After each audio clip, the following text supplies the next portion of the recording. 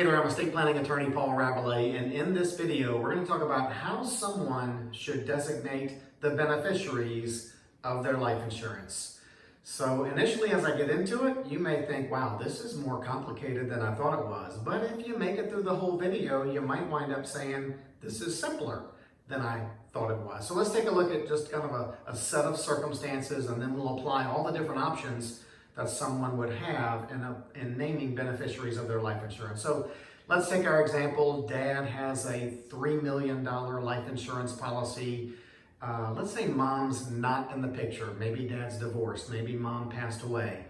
But dad has 3 children. And in general, he wants that $3 million of life insurance to be for his 3 kids when dad dies. That's the general premise that we're working on. And let's say dad has the typical revocable living trust estate plan. He has his revocable living trust, which names his, let's say his son Junior as the successor trustee to handle things when dad dies, names his 3 kids as the principal beneficiaries of his trust to inherit equally. He has the pour over last will and testament, which says if there are assets in his name when he dies, those get poured over into his revocable living trust, which, by the way, his revocable living trust, like virtually every revocable living trust does, becomes irrevocable when dad dies. Dad has the typical power of attorney, the financial power of attorney, the healthcare documents, the living will. He's moved his house into his trust. He's done all those kind of typical things that people do when they are looking to get their legal affairs in order and they're trying to make things simple for their survivors. Okay, so that's dad's estate plan. All right, so dad has maybe at least 3 options for how he designates the beneficiaries of his $3 million life insurance. Option number 1 is the one you're probably familiar with. It's the simplest to understand. It's probably the one, not probably, but it is the one that most dads out there in these circumstances take advantage of. It's name his 3 kids as the equal primary beneficiaries of his life insurance. Real simple. When he applies for the life insurance, the life insurance agent will ask him who he wants the beneficiaries of his life insurance to be. He'll say my 3 kids. And so he just lists them 1, 2, 3, equal, or 33 1/3 each. And when he dies, assuming his 3 kids are alive, they'll each apply for their share of the life insurance to the life insurance company. The life insurance company will write 3 checks, $1 million to Junior, $1 million to the other child, and $1 million to the 3rd child. End of story. So that's, whether that's right or wrong, that's the way it's done commonly, very common. It's kind of, don't need lawyers involved to do that. Not to knock life insurance, but sometimes the agent who sold the life insurance really doesn't care who is named as the beneficiary, so they kind of opt for the simplest method, name the 3 children. So there's option number 1, name the 3 kids as beneficiaries. But I've seen it all over the years. Option number 2 is where dad says, you know what, I'll just name my estate as the beneficiary, and dad figures that'll somehow wind up going to his 3 kids. But the problem with dad naming his estate as the beneficiary of his life insurance is now he's got a probate that has to be involved when he dies. The whole idea behind having his revocable living trust is all those trust assets will escape the probate process, and life insurance, when it's payable to beneficiaries, avoids all the probate stuff as well. But when someone with life insurance names their estate as the beneficiary, now you have to get a probate involved. So here's what happens when dad dies. If he named his estate as the primary beneficiary of his $3 million of life insurance, Junior will have to go see a lawyer. All the court documents will have to be prepared to get Junior confirmed as the executor of dad's, what we call pour over will, because Junior is the one that dad named as the executor of that will. And so he'll go through that court process. He'll get all of the appropriate court orders, because the life insurance company is going to pay the money to dad's estate. And they won't pay out a penny until they receive the appropriate court orders showing who the executor of the estate is and showing that the estate the formal probate estate has been established. So Junior goes through all of that. Then he applies for the life insurance as the executor of the estate. The life insurance company pays the $3 million, one check to estate of Dad. Junior deposits that into an estate account that he established once he was confirmed as the executor. And then Dad's will says anything in his estate is to be poured over into his revocable living trust. So then as part of the probate, Junior would move the money from Dad's estate account into a trust account. And then Junior would, as successor trustee of the trust, Junior would distribute the trust assets, including the life insurance, to the beneficiaries. So whenever you put an asset in an estate like that, it could cause some problems. Widely reported that assets in a probate estate are subject to creditor claims, although Dad's not worried about that. He takes pride in being debt-free. But I guess in theory, Dad, after he gets the life insurance, could go get in a car wreck and someone gets a $50 million judgment against him and now he's got creditor issues, but that's unlikely, and Dad doesn't think that's going to happen.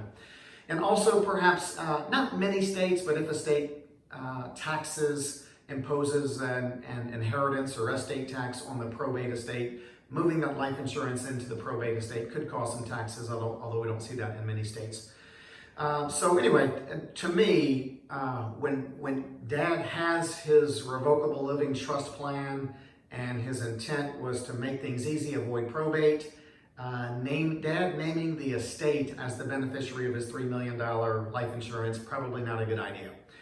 Option number 3. Now, number 1 was just name the kids beneficiaries. Option number 2 was Dad names his estate as the beneficiary. Option number 3 is Dad names his revocable living trust as the beneficiary of his $3 million of life insurance. So this actually could be a smart move for Dad, particularly if Dad had special distribution provisions in his trust as to, Dad was particular about how he wants his trust assets to be dispersed to his children or to his beneficiaries. Perhaps in his living trust, he designated that when Dad dies, the trust assets go into sub-trusts for each of his 3 children. Maybe because he wants the children to keep, those trust assets separate. In case the kids get divorced, they won't have to lose any of the inheritance. Perhaps Dad made special provisions in his revocable living trust as to what happens to the life insurance if any of his 3 children die before Dad. Maybe he wanted to be particular about how it would go to the child's children, or maybe he really liked the child's spouse.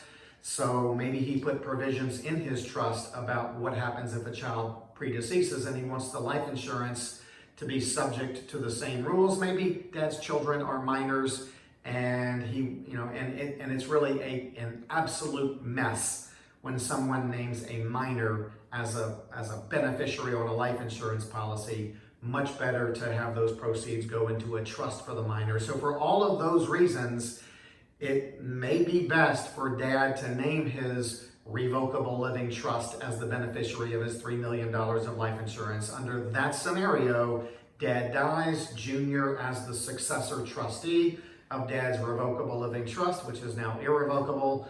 Junior applies for the life insurance. The life insurance company cuts one check payable to the trust. Junior deposits that money into a trust account, and then Junior follows the trust distribution rules that Dad customized when he created his revocable living trust to make sure all those life insurance proceeds go the right way. So that is certainly a viable option, and maybe the way to go if this thing is well thought out. All right, so I'm going to move on to another subject here in a second, but there's the 3 options for Dad naming beneficiaries. He names his 3 children. Simple, popular, very common. Names his estate as the beneficiary. Not a good idea. Forces those insurance proceeds to go through the probate estate. And then option number 3, naming his revocable living trust as the beneficiary of his life insurance may be a good option there for the reasons that I explained. The other thing that I want to go over is not necessarily who should be the beneficiary of dad's life insurance, but who should be the owner of dad's life insurance. So every policy has an owner, has an insured, has beneficiaries. We've been talking so far about who the beneficiaries of the life insurance should be. So now we want to talk about who the owner of the life insurance should be. Some people may say, well, in addition to dad making the revocable living trust the beneficiary of his life insurance, he also should make his revocable living trust the owner of the life insurance. And that way, if dad becomes incapacitated during his lifetime, that successor trustee, Junior in our case, can then make any necessary elections with the insurance company, access the cash value if that's necessary on dad's behalf. So why not make the revocable living trust the owner? And all that's true. Now, I would think that and dad did have his financial power of attorney documents naming Junior as his agent. So even if that insurance policy is in dad's name, in theory, Junior could make those elections using the power of attorney that he has. And maybe dad, while he's alive and good capacity, he might want to submit that power of attorney to the insurance company just to make sure that they'll honor it in the event of his incapacity.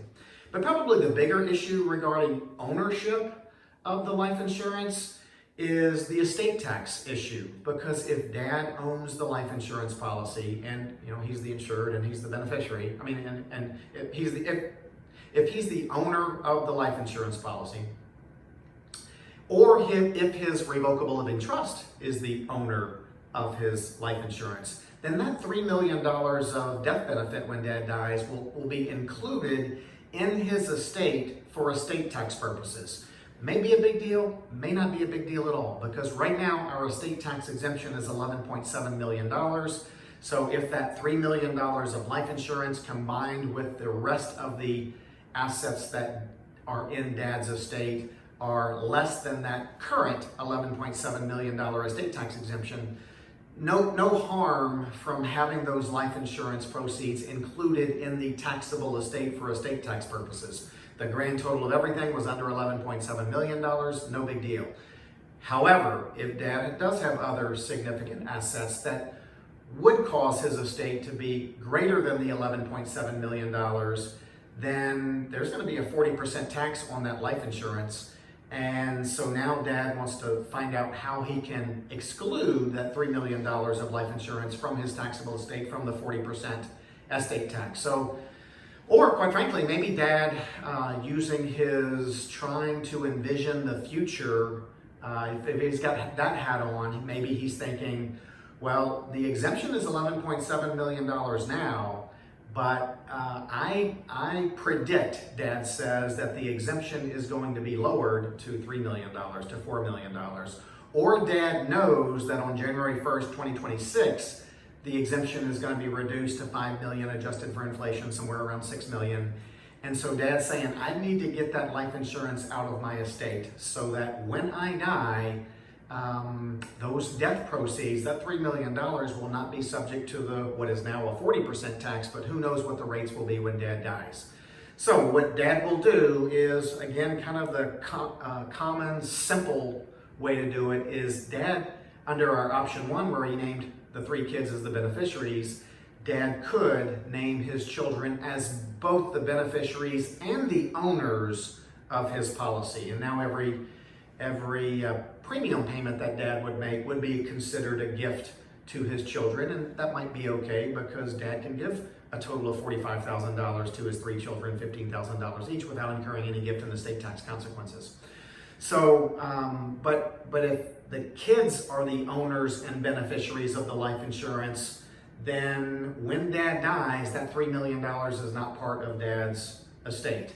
Now, there's a special rule for the transfer of ownership of a life insurance policy. If that policy is originally in dad's name and he just gets this bright idea, he's got to get it out of his estate, and he transfers ownership of the policy that he owns to his 3 children, it's really not out of his estate until 3 years passes after he makes that transfer, a special rule for the transfer of life insurance.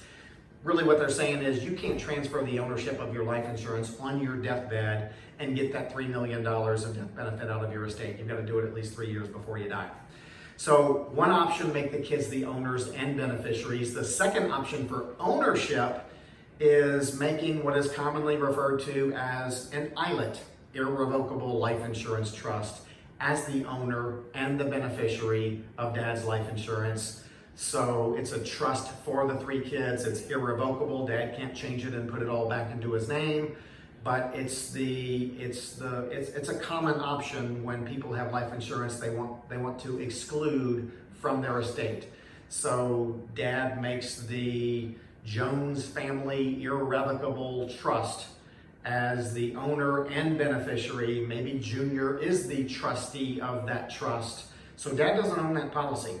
He's just making gifts to it every year to pay the premium, and then when he dies, money goes directly to that irrevocable trust. It's not part of dad's estate, and the $3 million escapes the estate tax.